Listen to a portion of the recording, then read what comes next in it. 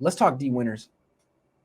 Dee Winters is one of the more interesting players in the team. He's been here 3 years, 3 coordinators in 3 years. And I think on paper, he's supposed to be Dre Greenlaw 2.0. He tested like Dre Greenlaw. He's faster than Dre Greenlaw. He's built like Dre Greenlaw. But it hadn't all come together for him yet. And so Robert Saleh comes here. He never coached Dee Winters before, former 6th-round pick. They draft Nick Martin. And when they took Nick Martin, to me, that was clearly an indication that that Saleh wasn't super confident in Dee Winters, that this young man had a lot to prove.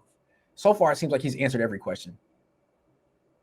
Because with Winters, he's clearly like quick and fast, but if you're going to replace Greenlaw at will, to use a terrible cliche that coaches say all the time, but I want to say it because Saleh just said it, so I'm gonna say it. You got to be a dog, right? Whatever that means. It's not good enough to just be like fast and technically sound. You got to be a dog, which means you got to like almost play past the whistle. People are supposed to be afraid of you because they're not. Nick Bosa's great, but he doesn't put the fear of pain into people. Same with Fred Warner. Same with Jair Brown. There's supposed to be one dude on your defense that people are legit scared of. Cam Chancellor. Patrick Willis. The guy who hits you really freaking hard. That was Greenlaw. Supposed to be Reuben Foster, but it was Greenlaw and Winters. I don't think he's shown that much of that dog. But today, I mean, he knocked Garendo on his ass.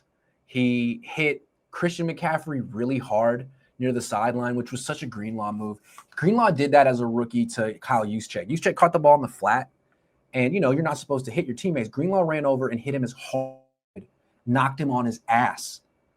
And the coach was like, hey, what are you doing? Like, keep your teammates up. And Greenlaw's like, didn't say anything. But to me, it was like what he's saying is, I just made a statement. You're telling me not to do that, but secretly you love that I did that. And I think that's what Winters is getting to now. And I think it's not a coincidence that he's getting there with Robert Saleh coaching him. Robert Saleh is a linebackers coach at heart. And he developed Dre Greenlaw. He developed Fred Warner.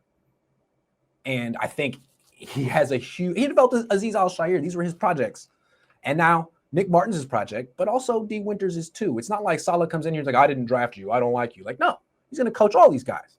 And you can see it paying off with Dee Winters. He's now more than just a sleek, fast linebacker. He's a dog. I said it like 10 times. It was fun. I enjoyed it.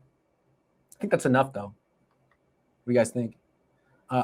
BBYOO88 says, tell us who blinked first during the Kyle Juszczyk Grant Cohn staring contest at the press conference today. I didn't ask any questions. In fact, I didn't pay attention to a word he said. I just wrote my good and not so good. Can I say why? I don't really like how he's like the unofficial spokesman for the team. If a player comes to the podium, I want to ask questions about the player. But there's not that much to ask Juszczyk about because he's a fullback. How many ways can you ask about blocking and catching one pass? So what people do is they ask him big picture questions about everything: offense, defense, life, politics, art. And it's like, why is he the spokesman? There could be, what about Yetur Gross-Matos? He went to Penn State. It's a good school. He does just as little. Who are other people who don't do that much, who could talk a lot? Jake Brendel does more. He could be the team spokesman. To UCLA, it's a great school. Cole McKivitz has a legit dry sense of humor. He could be the team spokesman. But no, we got to get the Harvard guy.